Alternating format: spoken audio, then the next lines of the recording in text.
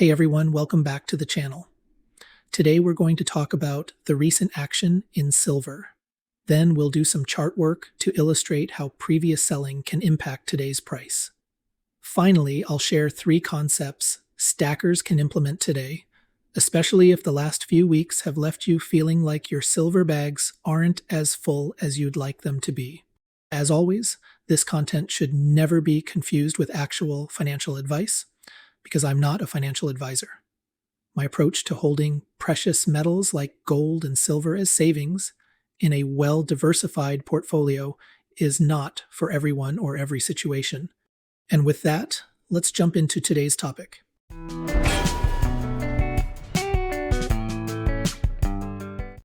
For silver, the last half-century holds more than a few examples of where stackers have been left under or unprepared when silver prices begin to climb.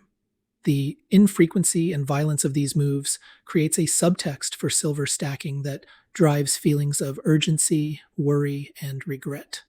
None of these feelings lead to good investment decisions. But are these feelings true?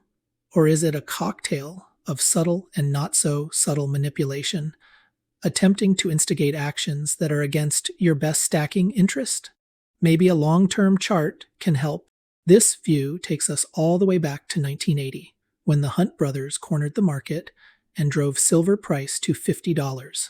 These major moves and 2 blow-off tops are the stuff of legend and a frequent justification for those accumulating silver. They are also why so many get absolutely wrecked moving in and out of silver, especially over shorter time frames. Each of these moves end with a wave of selling, represented by the long wicks I've circled here. These wicks create a financial demilitarized zone of price that has yet to be re-pierced. There are a number of things that create these wicks. There are silver holders who long ago recouped their cost basis and premiums. Now they want to exit the market.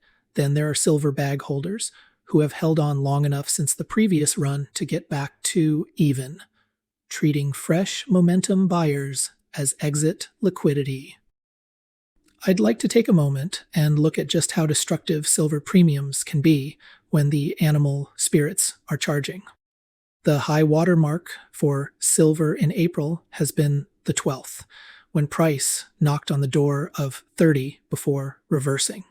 I don't think I was alone watching the price action in gold and escalating tensions in the Middle East and thinking it might be a good time to stack a last slug of silver at these prices.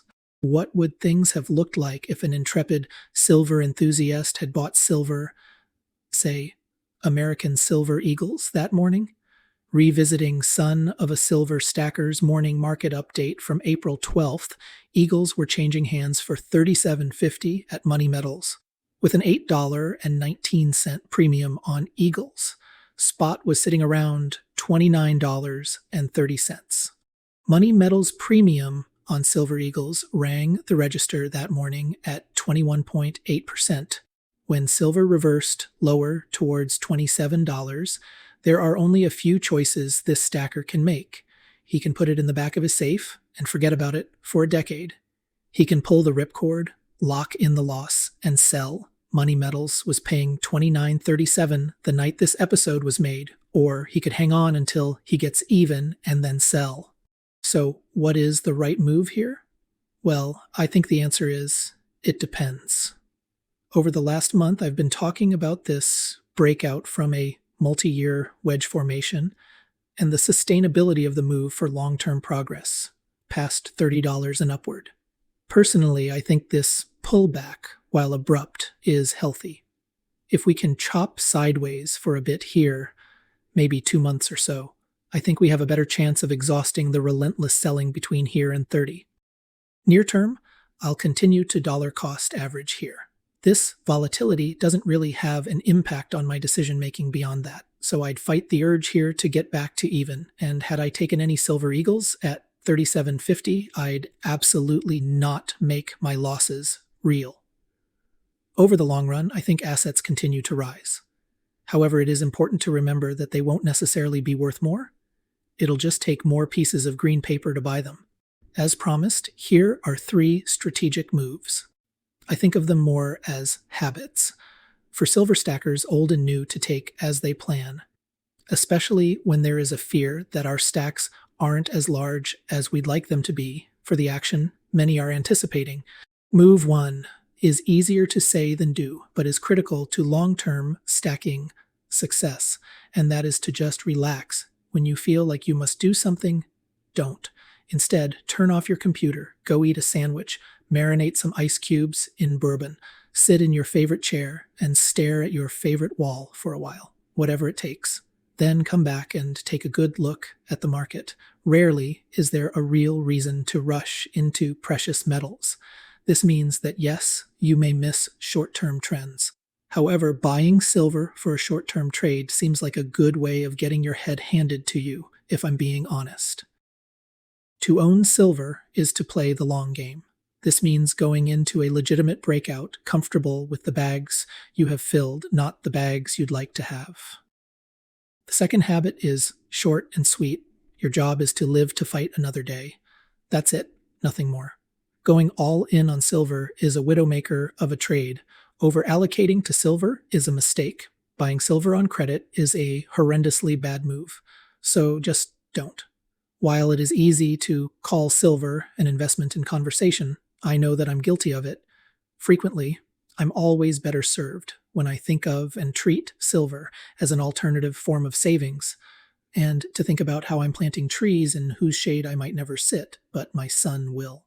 Finally, saving in silver requires planning. This includes planning what you stack, how frequently you'll add to your position, how you will store it, and finally, how you will sell it, even if you have no plans to ever do so. Plan without fear of missing out, or fear of societal collapse, or fear of the dollar losing its position as the world's reserve currency. None of these things are really reasons to hold silver, even if they can be motivating at times. Which brings me to the last move on our list, and it just might be the hardest to implement. Discriminate.